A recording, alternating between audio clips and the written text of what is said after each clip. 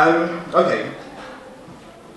Je t'aime moi non plus, I Love You, Me Neither, is a 1969 pop song by the iconic Franco-British couple Serge Gainsbourg and Jane Birkin, whose title, I think, perfectly epitomizes the relationship of another, if slightly less iconic, Franco-British couple, whose opposed views on their field of expertise, film archiving, were a defining moment, I think, in the international history of that field, and set the paradigm for key debates within this field ever since. Henri Langlois and Ernerst Lindgren, respectively co-founder and first General Secretary of the Cinema Ritrovato and first curator of the National Film Library, later known as National Film Archive, today BFI National Archive, worked closely together between 1945 and 1960, both through bilateral relations between their two archives and as two dominant figures of the International Federation of Film Archives, FIAF. Although they both remained in office until their premature deaths, both at the age of 62 in the 1970s, by the time Je t'aime moi non plus reached the top of the charts on both sides of the channel in 1969, their collaboration had long ceased being productive. Their relationship had indeed been marred by endless disagreements and frustrations, ending in Langlois' definitive fallout with Lindgren and most of the international film archive community in the early 60s. This presentation today will try to examine their widely different views on the role, methods, and priorities of a film archive, and the impact of their confrontation on their field. And at the same time, we'll try to tell some of the story of these two, well, truly extraordinary personalities, I think, whose tumultuous relationship also stemmed from cultural and institutional differences, the inevitable language barrier, and, last but not least, two really incompatible temperaments. My research on this fascinating topic was first triggered by the discovery of the fascinating correspondence between the two men at the BFI National Archive, later complemented by documents in similar collections at the Cinémathèque Française, MoMA in New York, and in the FIAF office in Brussels. Put together, these hundreds of letters, or thousands of letters, unsent drafts, notes, and telegrams provide a unique insight into the minds of these two men and reveal the true nature of their collaboration and conflict. But perhaps the main reason behind this presentation is the slight imbalance in the attention that Langlois and Lindgren received during their lifetime and after, in terms of serious research, media coverage, and peer recognition. Langlois' life and work have been the subject of a number of books, documentaries, and a recent major exhibition of the Cinémathèque Française. He received an Oscar towards the end of his life for his outstanding contribution to the art of film, and he is still widely recognized in France and beyond as the one and only father of the film archive movement. In contrast, Lindgren's legacy has largely been ignored or overlooked. So my presentation hopes to add to recent attempts to redress the balance a little. Now I must apologize to those of you who were at the LFT for the Lindgren Memorial Lecture in 2010, which I shared with Paolo Kerchiozai, because today's presentation is not fundamentally different from that one, mainly because I had to organize a congress in the last few weeks and didn't have that much time to do something new. Okay, let's get started. The National Film Library and the Cinémathèque Française both emerged in the mid-30s out of a largely non-concerted international movement that led a handful of forward-looking personalities and organizations to recognize, 10 years too late, later commented Langlois, that the systematic preservation of films had become an urgent necessity. One of the anticipated functions of the British Film Institute, established in 1933, was to maintain a national repository of films of permanent value. The Institute duly set up the National Film Library in July 1935 and asked Ernerst Lindgren, a 25-year-old freshly graduated young librarian he had hired a year earlier, to basically create it from scratch. A year later, an even younger Henri Langlois and his friend Georges Franju formally established the Cinémathèque Française in Paris. The other two major film archives that emerged in that period were the MoMA Film Library in New York, led by Iris Barry, and the Reichsfilmarchiv in Berlin. Contacts between these young archives were soon established, as they realized that their international cooperation would help promote and legitimize their work, in particular to the government that funded them and to the studios which owned the films they collected, and that the mutual exchange of films and other film-related artifacts could be key to the growth of their respective collections.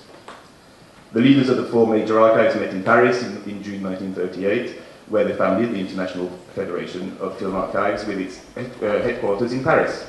They met again in July 1939 in New York, but the outbreak of war put an end to all international contacts for the best of 6 years, especially those between Britain and occupied France.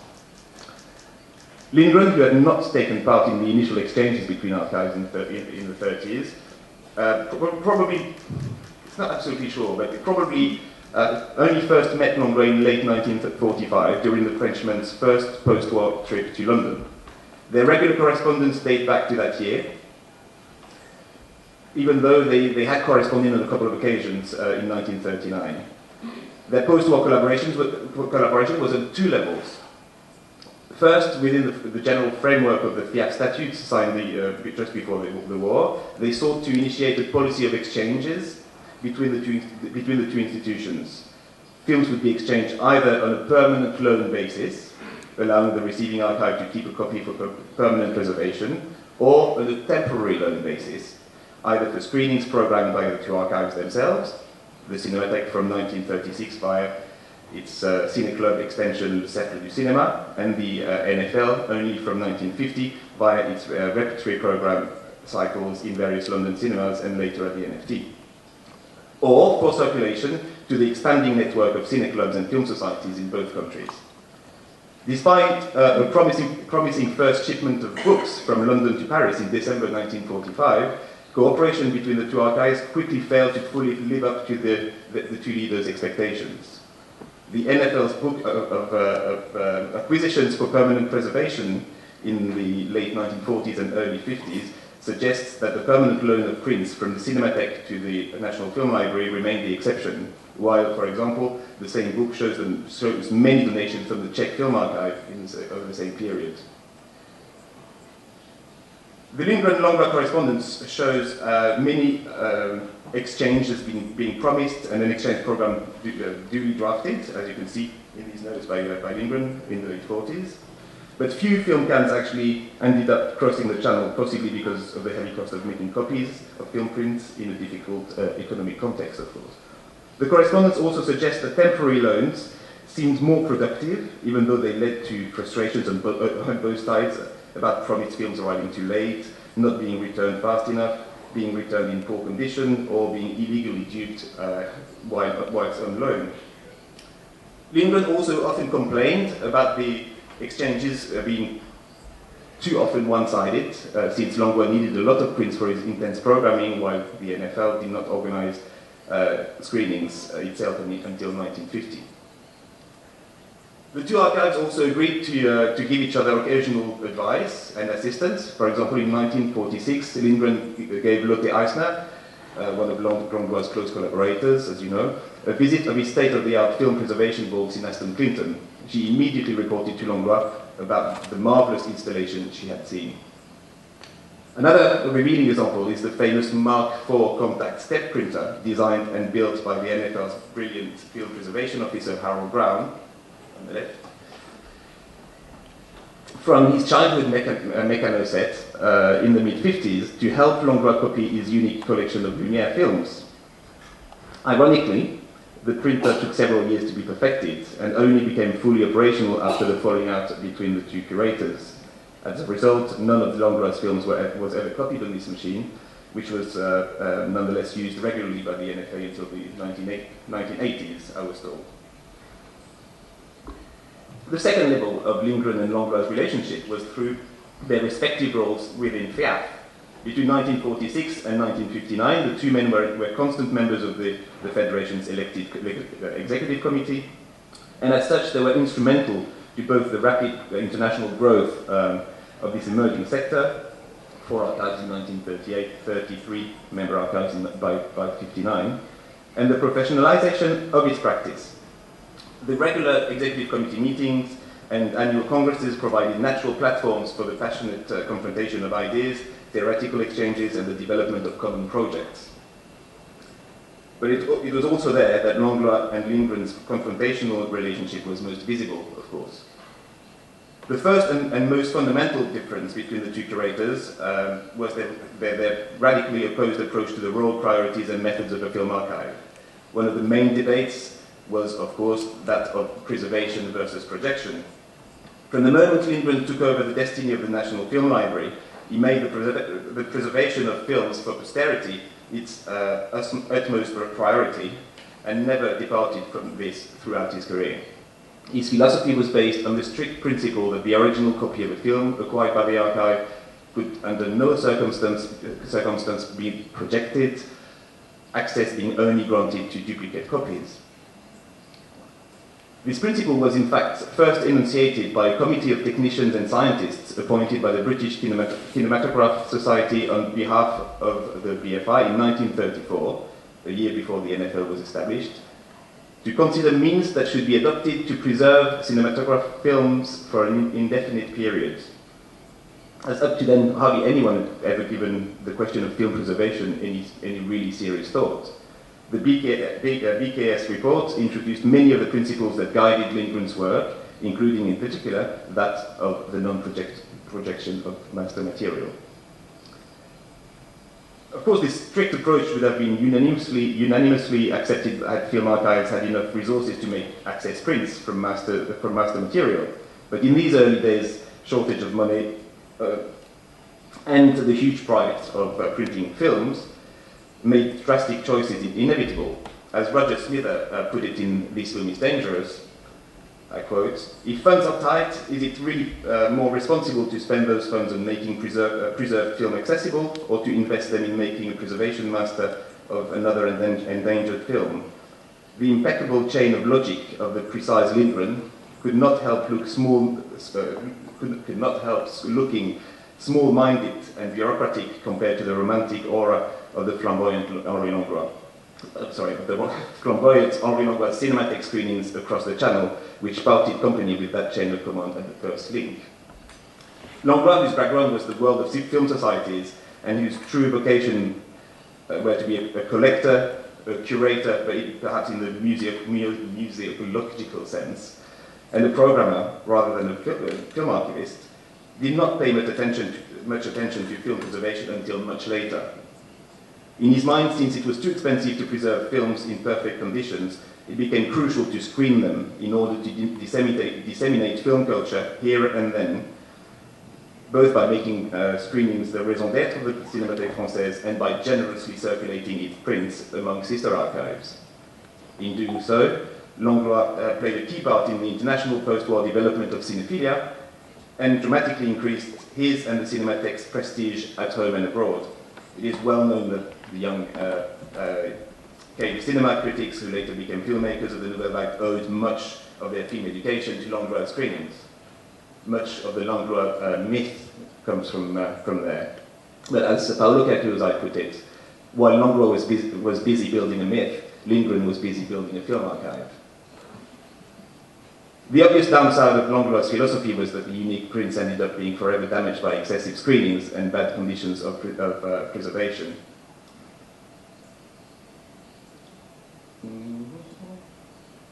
Oops, where are we? Sorry. Here we go. I'm not going to read this to you, but I really like this quote by Kevin Barlow. Yes, it is easy to understand why Lindgren's position was the less popular of the two, since it sacrificed the current generation of film enthusiasts for the sake of an undefined future, the famous posterity, which, as Kevin Brownlow later rather ironically commented, was always 20 years away. With insight, the idea that the long-term survival of film was more important than its short-term accessibility was a courageous and selfless one, since it would only bear fruit in the distant future, i.e. long after Lindgren himself had retired and died. Whereas Langlois' policy paid off instantly, of course. Although Lindgren's focus on film preservation was clear, he always tried to give access to as many of his archives films as possible within the limits of the resources at his disposal, and the constraints of copyright, of course. He set up a loan section in the NFL to circulate film classics reprinted from his preservation collection to schools and film societies from the very start of the National Film Library. His important writings on the ideal film archive in the 1940s show, I think, the central place given to the film theatre as part of the archive, and reflected his clear frustration about the fact that the NFL had nowhere to show film. So, as you see, the cinema is quite a big feature in his ideal film archive. He programmed his first regular archival screening cycles in various London cinemas in May 1950, and from 1952 programmed continuous repertory cycles at the newly established National Film Theatre. His last important mission in the early 70s was to set up a landmark viewing service enabling researchers, students and filmmakers to access films in the collection more easily than it had been in the past. What has also been overlooked, especially by Langlois, was that Lindgren was, along with Paul Rotha and Roger Manville, one of the very first serious British film scholars. Although his cinephilia did not go as far back as Langlois and was perhaps not as passionate as Langlois, he developed a genuine interest in film, not only as a form of art, but also, very importantly, I think, as a documentary record, which partly explains why the National Film Archive's historical strength, or one of its historical strengths, is non-fiction film. He lectured on all aspects of the cinema for the BFI from the late 30s onwards, and organised the first post-war British BFI summer schools. That's one of the summer schools. You can see Lindgren on the left here, somewhere in the back, smiling. That looks like a Bologna summer school photo in black and white. So these BFI summer schools became a key educational event in the Institute's calendar for nearly half a century. His book on film appreciation, The Art of the Film, that's the program of the first summer school in 1945, which he put together. And his book on film appreciation, The Art of the Film, first published in 1948 and reissued several times, was an early milestone on the subject in Britain. Lindgren's writing about film may not have been as inspired and poetic as Langlois, but they did nevertheless influence many British film enthusiasts in the post-war period. However, it was for its pioneering work in the new disciplines of film preservation and cataloguing that Lindgren discreetly gained a growing reputation on the international stage in the late 40s, as he was always eager to share his findings with sister archives, via publications or presentations at Fiat congresses. In his book on cinémathèques, Raymond Borde, the curator and historian, wrote, and it's my translation, in the early years of learning, when film preservation techniques were still in limbo, experiment and initiatives constantly came from London.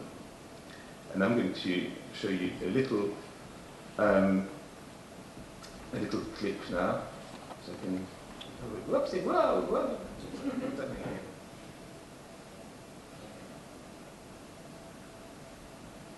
This works.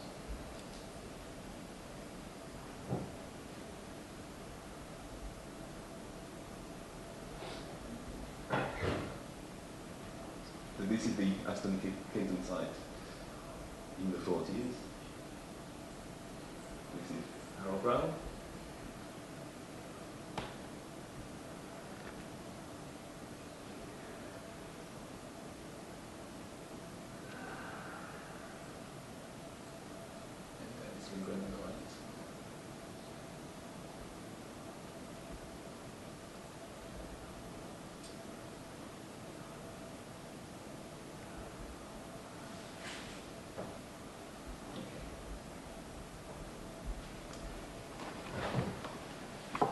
This is like almost the only footage we have of Ernerst Lindgren compared to the many documentaries there are on Langlois. This is astonishing. So it makes it very moving to me every time I see it.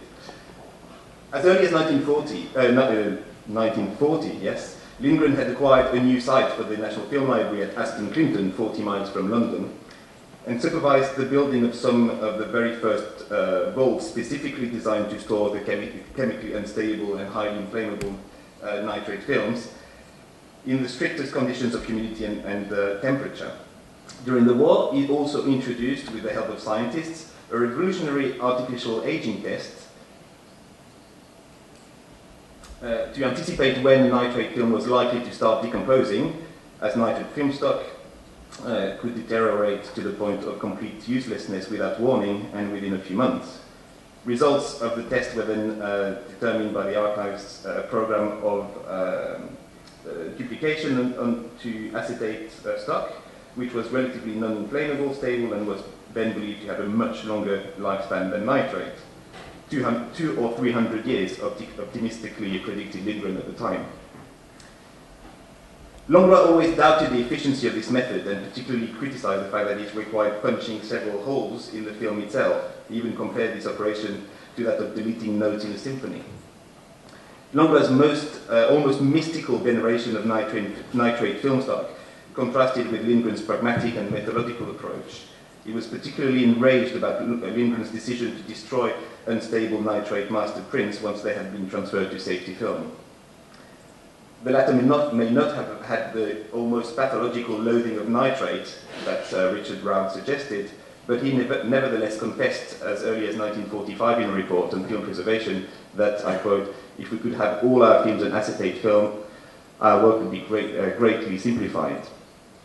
Meanwhile, Langlois' preservation policy remained almost non-existent for many years. As Raymond Bolt explained, I quote, "The film that he acquired was miraculously saved of all perils to become a royal object, protected and sacred." Rath confirmed that, I quote, "Since nitrate film was for him alive, it could die in its cans. Taking the film out of the cans and projecting it, or at least rewinding it, protected it." This really romantic attitude was to have irreparable consequences for the Cinematheque's unique collections, of course. As well as film preservation, Lindgren led the way in the development of film cataloguing. His early writing showed that he saw the cataloguing and indexing of the films in his collections as an absolute prerequisite for accessibility, and therefore integral to the archive's work, even though it soon became obvious that it was a particularly time-consuming process. From the late 30s, he pioneered a new application of cataloguing principles to film, and in 1950, his growing cataloguing department wrote the landmark rules for use in the cataloguing department of the National Film Library. And this is a later edition, of course. This rule book was updated 5 times over the next decade, as the department kept fine-tuning its methods, and other institutions, notably the Library of Congress, brought their own contribution to the debate. These cataloguing procedures were progressively adopted by the vast majority of film archives around the world, and once again Langlois argued that it was a waste of precious time and money to create index cards and catalogues, when the utmost priority, again in the context of extremely limited funds, was to save films. "We have centuries to make cards," he reacted angrily at the 1953 FIAF Congress after Lindgren had evoked his cataloguing rules. For Lindgren, since the archive's collections were the nation's collections, the public had the right to know exactly what they contained through the regular publications of catalogues. He published the very first catalogue of the NFL as early as 1936, while all new acquisitions of the year appeared in the BFI's annual report for many years. In the post-war period, the NFL was the only archive within FIAF to publish a comprehensive catalogue of its silent film holdings in 3 volumes. In 1951, Lindgren even submitted to fellow film FIAF archives, the project of a collective catalogue. The outcome, 3 years later, was the Union Catalogue of Selected Films, a bound volume containing, and I'm missing a page, and that's when it's very, very embarrassing, containing a small selection of films preserved in each archive and circulated confidentially to FIAF members. The National Film Archive also published its first catalogue of viewing copies in 1971. Langlois, on the other hand, who had the mentality of a private collector, always refused to make public any inventory of his collections. The secret of his collections was supposed to protect the Cinematheque against other film archives and rights holders. No proper list of its holdings existed until the 1980s, several years after Langlois had died, and after several files in which many unidentified films perished. Another crucial opposition between the two curators concerned the acquisition process, and in particular the decision to operate a selection or not. Langlois was strongly opposed to any kind of selection. Again, from his collector's point of view, he considered that everything had to be preserved because a film considered minor could one day could become a classic later, of course. Lindgren agreed in principle, but within the strict limits of his budget and the space available, he considered that he had no choice but to operate a selection. Besides, from the very start, the NFL had several selection committees made of specialists in their field. Langlois may have been eager to keep everything, but he couldn't guarantee the safe preservation of his films, which were often stored in less than satisfactory conditions.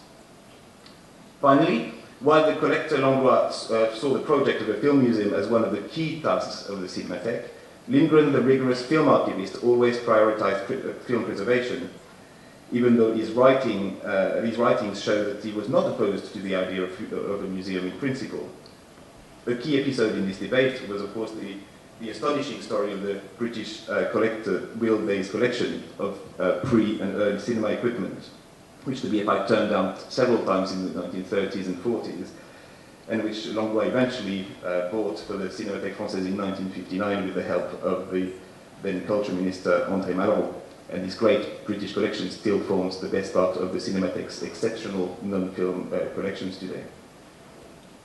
Lindgren was interested in other non-film documents such as still, posters, production design and scripts, which are today very important collections of the BFI National Archive. But he was never as passionate about film equipment as Langlois was.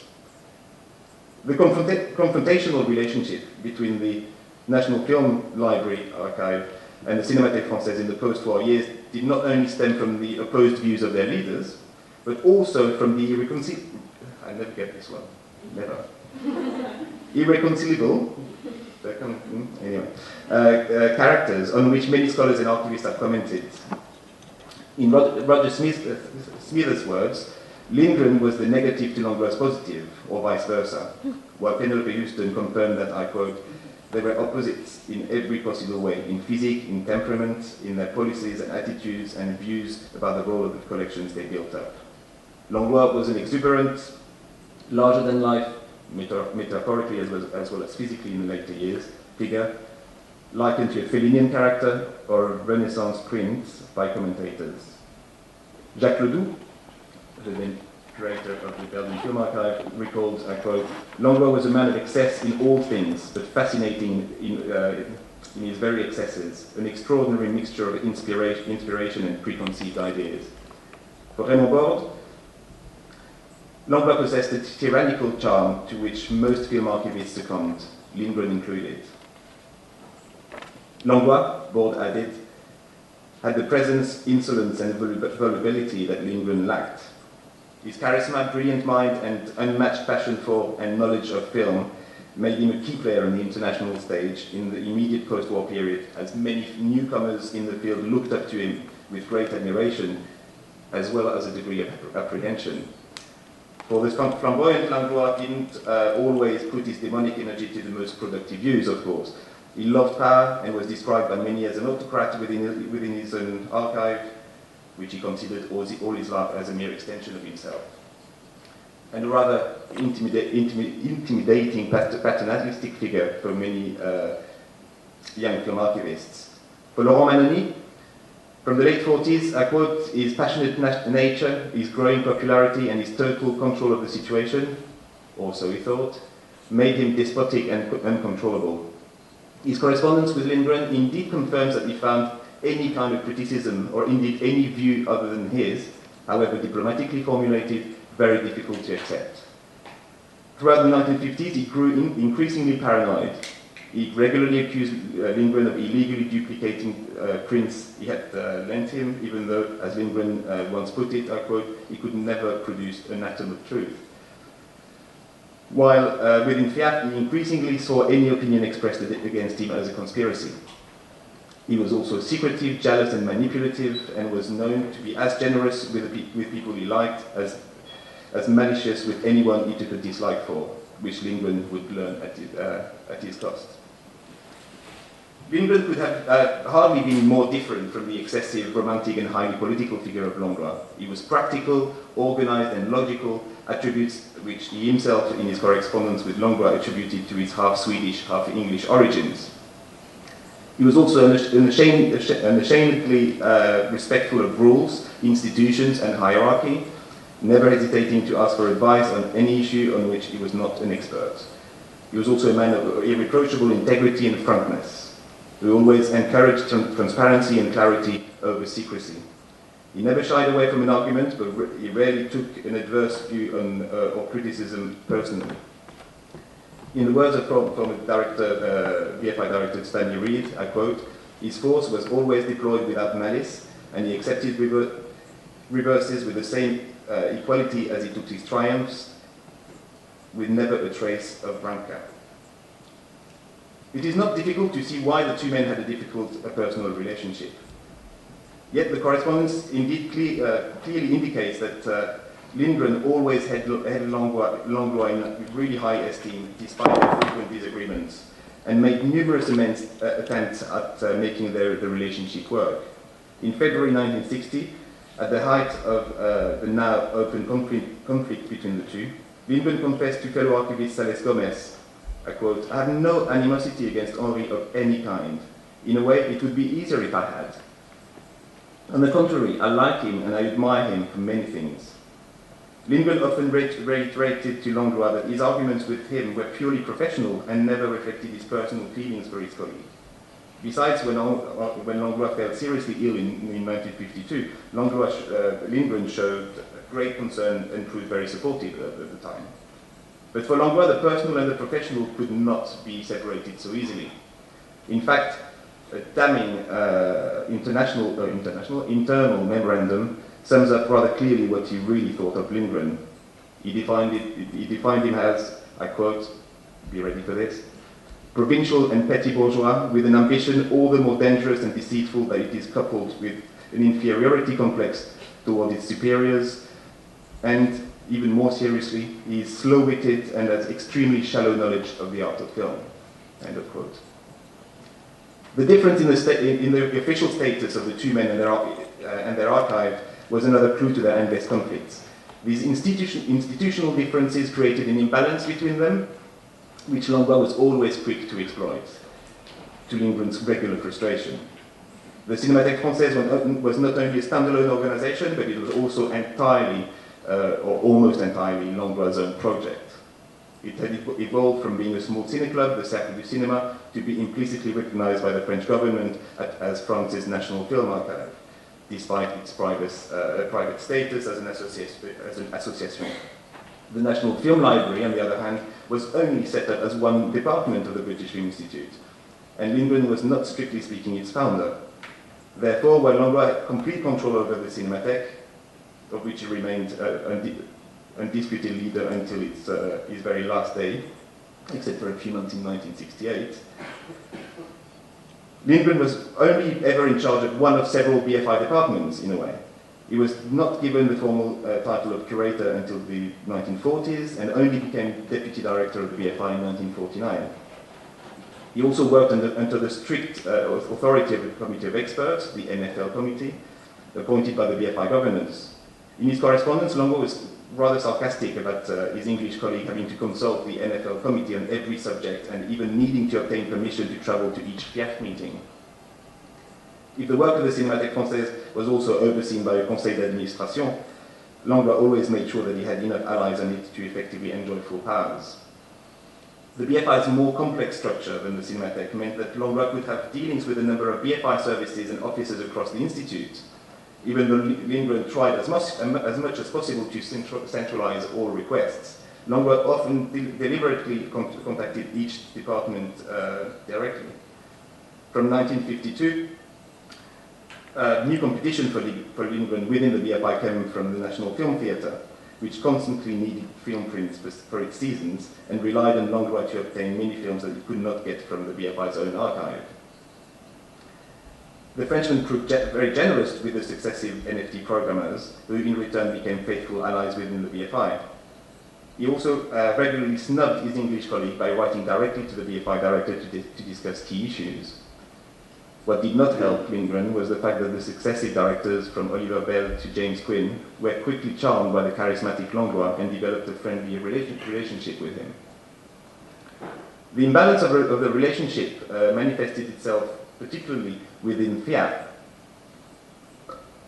the main reason being Lindgren's exclusion from the early FIAP developments in the 30s. Although he had been in charge of the NFL from the start, his position was considered too junior at the time for him to represent the BFI on the international stage, whereas Owen Vaughan, the BFI secretary, was already a friend of Langlois, whom she invited to give several lectures in London around that period, I think it's the 1938 one. It was Vaughan who met the leaders of the other three film archives in Paris in June 1938 at a tribute screening to MoMA program by Langlois, signed the FIAP founding agreement on behalf of the BFI 3 days later on the 17th of June and became the new organization's treasurer. It was Vaughan again who represented the BFI at the Federation's first Congress in New York the following year. A resignation from the BFI in June 1945 to run the New London Film Society initially made things worse rather than better, as Langlois continued for some time to act as though she was still the official FIAP representative in the UK, while Vaughan herself seemed to do little to dissuade him from doing so. His first faux pas was not only to invite her to FIAP's first post-war meeting in Paris in March 1946, but also not to tell Lindgren about it. This triggered his first really enraged letter to Langlois. I quote, I suggest that it was, I suggest that it was discourteous, to say the least, and was calculated to place us all in a very embarrassing situation.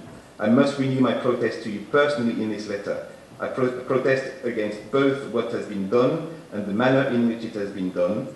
Your actions have shown a lack of appreciation of the position and a lack of finesse. He even anticipated that the NFL would dissociate itself from the Federation until this position has been clarified. Lindgren had been patient until then, but now that Vaughan had left the BFI, he was more than ready to take his earned place on the international stage. While Vaughan kept borrowing prints directly from Langlois, as well as from Iris Barry for that matter, for her new London Film Society programs, despite the strict FIAP rules stipulating that member archives could only have dealings with other member archives. British film societies could therefore not request a film directly from the Cinematheque, but only via the National Film Library. Vaughan's close friendship with Langlois, and more generally the fact that her temperament was in many ways similar to Langlois, never ceased to irritate the NFL curator. But beyond the Vaughan issue, Langlois never missed an opportunity to remind Lindgren of his absence from the early development of FIAP. In his typically sardonic way, he wrote in June 1946, after being criticized for the slack way in which he had prepared the 1946 FIAP Congress, I quote, I will send you details on the organization, on its line of conduct, and the past climate at FIAP, since you don't seem to know much about it, which is normal, since you have not had the opportunity to participate in its work until now. These hurtful comments were pointless, unless Langlois' only point was to enrage Lindgren, as the latter openly recognized all through his career that Langlois was, I quote, the unique architect of FIAP. The language barrier added to the two archivists' difficult relationship. Langlois' English was poor. He only made a real effort to learn it much later in his life, after he and Lindgren were no longer on speaking terms anyway. And he made little effort to speak or write it. His prominent role within FIAP in the early years was such that French was adopted as the natural language in meetings, which gave him a tactical advantage over Lindgren. The latter always tried to rise up to the challenge, but in 1956 he confessed to Langlois, and this is a draft from his letter to Langlois, during our meetings you drown your listeners in an avalanche of impassioned French, which we can't always understand. We can't interrupt you and we cannot ask for clarification, otherwise the avalanche starts again. You are almost certain of winning your point in the short term, but you shouldn't be surprised if your non-Francophone friends like myself eventually get tired and cynical. It was to avoid this situation that I have struggled for many years to improve my French. For the duration of their relationship, he remained obsessed with the idea that he or Langlois might misinterpret each other's views. The correspondence shows that Lindgren increasingly tried to write to Langlois in French. He improved significantly over the years. And whenever a letter was deemed important enough, often when reconciliation was needed, he always asked a French speaker to translate it to make sure every nuance was properly conveyed. These language difficulties were amplified by the fact that if Lindgren's expression was always clear, direct, and to the point, Langlois' style was more colorful and metaphorical, not to say grammatically dubious. And his argumentation often so intricate that it sometimes made little sense to the very logical Lindgren. Sorry. As an epilogue to the Lindgren-Langlois saga, I think we must examine quickly their breakup and its implications for future relationships between the Cinémathèque Française and the National Film Archive. By the end of the 1950s, FIAF was strongly established, and Langlois saw his influence gradually diminish. His chaotic, intuitive, and authoritarian methods were increasingly criticized by fellow archivists who had progressively adopted more formal, bureaucratic, and scientific approaches, and who started demanding a more democratic debate within FIAF. As Lindgren ironically wrote to Langlois in 1959, I quote, "All children grow up to an age when they begin to assert their authority against the will of their father. It is the first sign of maturity." Raymond Borg perfectly sums up the post-war period as, I quote, "the period of the long and difficult way towards objectivity, after the necessary subjectivity that had surrounded the emergence of many new FIAF members under Langlois' supervision. In the end, as Borg explains, I quote, "films did not care about affectivity, heavy and fragile object, difficult to manipulate, strictly to preserve. It imposed its concrete existence upon film archivists who were originally all intellectuals. But rather than adapting to the necessary changes in the archive movement, Langlois became increasingly paranoid and authoritarian to the point when a clash with the between the Lindgren clan and the Langlois clan, as he called it, became inevitable. Beyond this general background to the crisis, the schism had two immediate causes. The first one was a major fire in the Cinémathèque's premises in Paris in July '59, caused by stacks of nitrate films left in the sun in the courtyards of the Cinémathèque's Paris headquarters. Large quantities of films were lost, including films lent to the Cinémathèque by other film archives. At the 1959 FIAF Congress in Stockholm in September, and this is a great drawing of Langlois being really agitated at the 1959 Stockholm Congress. The Belgian Jacques Ledoux, whom he deeply disliked, so he accused Ledoux of transgressing FIAF rules, partly as a plot to divert the delegates' attention from the recent fire. He was, however, unable to provide any proof in support of his accusation, and the majority of the delegates decided not to take any action. If Langlois took this gesture as an obvious conspiracy, things got worse when the Congress elected Ledoux onto the new FIAF Executive Committee. This time it was too much for Langlois, who stormed out of the Congress and announced his resignation as FIAF Secretary General, even though the FIAF Executive Committee decided not to ratify the decision in the hope that the situation could still be resolved. Over the next few weeks, Lindgren desperately tried to bring him to reason in several moving letters, but they seemed to make the situation worse. Langlois' biggest mistake at that stage, I think, was to believe that FIAF would collapse without him. He also carried on playing a very ambivalent game. Although he had officially resigned from the FIAF Executive Committee, he still controlled the FIAF office, which was located in the Cinémathèque's building. He and his staff intercepted all FIAF mail and made life impossible for the FIAF Executive Secretary, Marion Michel, in the middle here, with Lindgren, who had remained faithful to the majority of FIAF members. She had also become a rather good friend of Lindgren's, as you can see in this picture.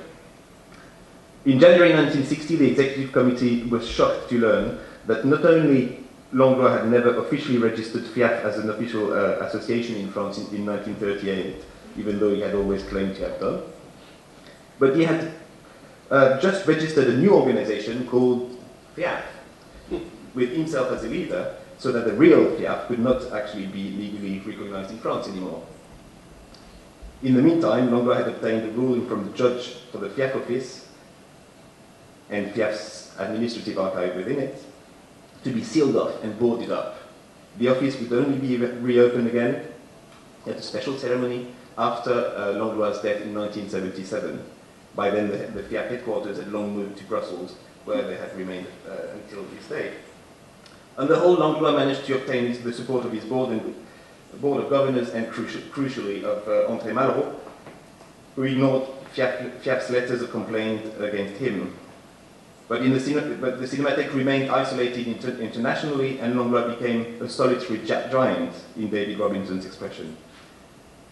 Piaf indeed decided to suspend the Cinematheque at its Rome Congress in 1962, and in 1965 the Cinematheque de Toulouse was admitted as the new French member of Piaf, which obviously infuriated Langlois. As for Lindgren, after years of trying to make his relationship with his nemesis work, he finally seemed to run out of patience. The correspondence became much more formal. Friendly letters of the past were replaced by threatening registered post letters, as the Piaf Executive Committee decided to file a lawsuit against Langlois and appointed Lindgren to represent the Federation before the French judge. The ever-righteous Lindgren was personally affected by Langlois' low blows to him and the Piaf community. The case dragged on for several years without getting it resolved, as the French authorities and judges showed their reluctance to prove Piaf right against the Cinematheque. Lindgren ordered his staff to cut all contact with the Cinematheque, but to his immense frustration, Langlois maintained a friendly relationship with other BFI staff, in particular NFT programmers, to whom he still very regularly provided film prints, notably for the huge retrospective of French films in 1962. Throughout the 1960s, Lindgren was keen for Piaf to finally move on from the Langlois crisis and to focus on more productive endeavors.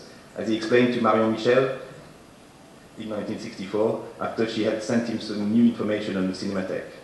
I quote, "I think our secretariat should be engaged in work more positive and fruitful than keeping an eye on the Cinémathèque Française. My inclination is to follow Voltaire's advice and tend our own garden rather than to look over the fence at our neighbours, unless, of course, our neighbour is starting throwing bricks at us." However, the famous Langlois affair of February 1968, triggered by the French government's decision to dismiss Langlois, was a new occasion for Lindgren to take sides. He immediately wrote to the new administrator, Pierre Barbin, to welcome him and express his hope for a revival of friendly cooperation between the Cinémathèque Française and the National Film Archive.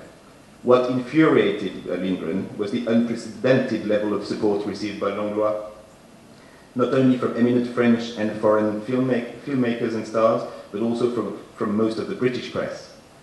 In a report to the BFI governors, he wrote angrily, I quote, "Adulation for Langlois has been carried to extreme lengths, extolling not only his achievements, which are real, but also elevating his faults, no less real, into virtues also."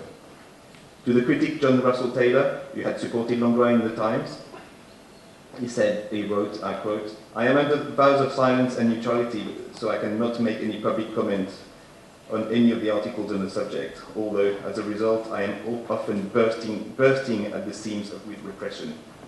His anger must have increased one more level when he learned that several former BFI directors and staff members, including Dennis Foreman, James Quinn, David Robinson, Richard Rout, and Owen Vaughan, had signed a letter to the French ambassador in London in support of Langlois. The latter's reinstatement within a few weeks was yet another blow for Lindgren, whose hopes of reconciliation with the Cinematheque were shattered. The following year, the NFT invited the triumphant Langlois to program with David Robinson a tribute to the Cinémathèque Française season at the NFT, while Langlois himself programmed a tribute to the BFI at the Cinemathèque. It is an understatement to suggest that Lindgren was once again incensed, especially since he had to provide, at very short notice, as usual, numerous prints for the season in Paris, and many of the prints came back damaged. The two figures never reconciled before Lindgren's death in July 1973, and the relationship between the two archives remained extremely limited until well after Langlois' death in 1977. It took several more years and one more dramatic fire in one of its film stores in August 1980 before the Cinematheque started resuming productive relations with its international counterparts, among which the NFA. The Cinematheque finally became a full member of FIAF again, but only in 1991. To conclude in a few words, I think one can argue that beyond and despite Lindgren and Langlois' extremely difficult personal relationship, the film archive movement actually benefited in the long term from both the initial cooperation between the two organizations and the essential arguments between their two curators. As both Roger Smither and David Francis have recently pointed out, the current FIAF Code of Ethics is very much a combination of their respective approaches, especially in terms of the complementary nature of access and preservation. It is about time Lindgren's essential contribution to the development of the film archiving field worldwide, thanks to, in particular, to his scientific rigor and unimpeachable integrity, was properly acknowledged again, as it was already acknowledged by the artist and filmmaker Langlois in August 1973 in this lovely tribute to Lindgren after that he wrote after hearing of his passing. Thank you very much.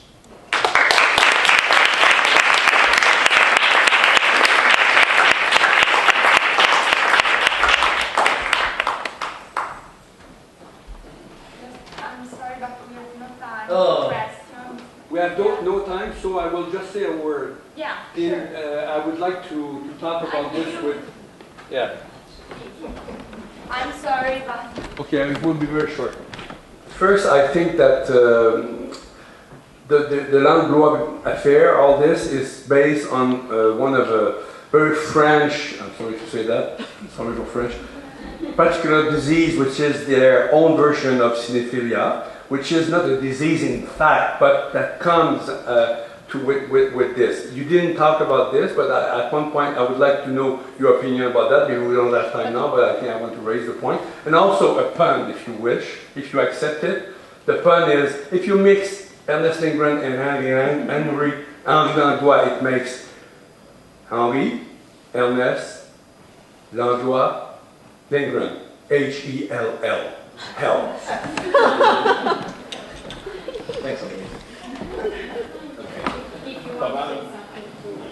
No, I was going to go for a drink and afterwards. I just wanted to one last thing. A few years ago, when I was working on when I was cataloging the letters and was doing lots of research on them at the BFI, there was a young artist a British artist called Ruth Beale, who was in residence at the archive for a few weeks.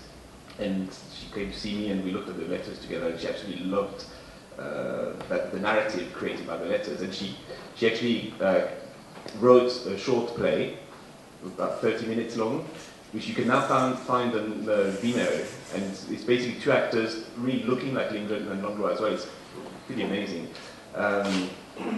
And almost every word in the play actually really comes from some of those letters, and I find it really, really beautiful. So I would encourage you to go and have a look at that. I think it's called the archive. If you type in Google Lindgren Langlois the Archive Paradox, you will find it. It's the first video on Vimeo.